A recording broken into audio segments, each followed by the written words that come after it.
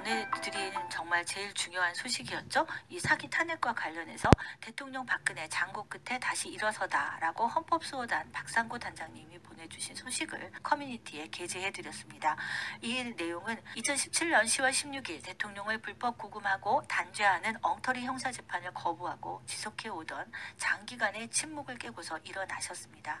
2020년 2월 10일 바로 엊그제죠. 검사 출신 정모 변호사를 탄핵 무효 소송의 대리인으로서 선임하시고 곧 변호사를 통하여 탄핵 결정에 대한 부적절함의 주장을 피고 답변서에 담아 법원에 제출하시게 될 것입니다. 지금 이 헌법수호단 박상구 단장님이 계속 추진해 오시던 행정소송의 제7차 행정소송에 지금 제가 대표 원고로 참여해서 우리 한박 모바일 교회의 우리 교인들 21명이 같이 참여를 하셨습니다. 그때 피고를 선관위, 헌재, 그리고 가짜 대통령 행세를 하고 있는 문재인, 그리고 우리의 사실적 법적 대통령인 박근혜 대통령, 이렇게 4명을 4곳을 피고로 해서 이 행정소송을 제기를 했습니다. 그래서 우리 박근혜 대통령께 구하는 청구 취지 다시 한번 같이 한번 살펴보시겠습니다. 탄핵 무효된 정법한 법률상의 대통령 박근혜 대통령은 대한민국 제18대 대통령으로서 2017년 3월 10일 이후 잔여 임기간의 직무 권한 존재로서 대한민국 헌법상의 대통령임을 확인한다. 그래서 이 내용을 서울 행정법원에서 확인해주면 우리가 이 내용에 따라 정식으로 법적으로 이 정상 복귀할 수 있는 것을 요구할 수 있는 것이죠.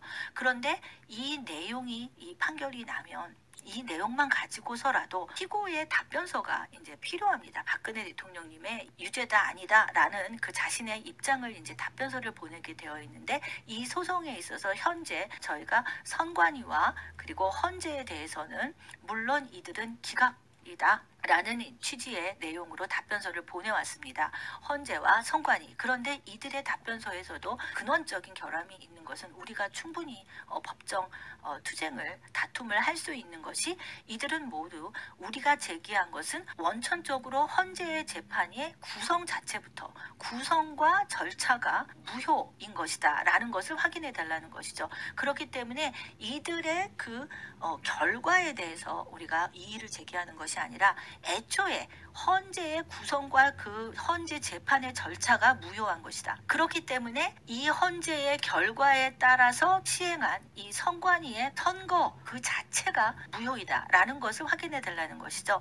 그런데 이들 모두의 답변서는 지금 이 결과를 번복할 수 없다. 이미 그 시효가 지났다. 그래서 이 결과를 번복하는 것이 우리 원고에 주는 이익이 아무것도 없다라는 그런 빈약한 논리로 이 답변서를 보내왔습니다. 이제 지금 문재인과 이제 박근혜 대통령의 답변서를 기다리고 있습니다.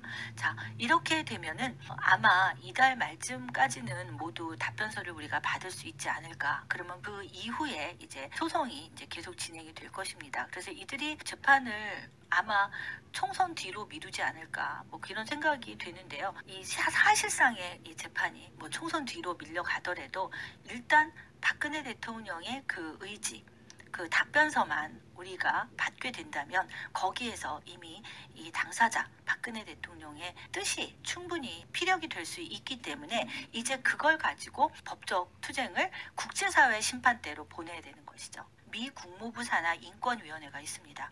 그리고 미 국무부 산하의 인권 문제에서 가장 핵심되는 내용이 적법 절차에 따른 이 민주주의를 훼손하지 않는, 그게 굉장히 중요한 인권 수호의 기본 정책인데요. 거기에서 굉장히 중요한 것이 적법 절차에 따른 재판이 해당이 됩니다.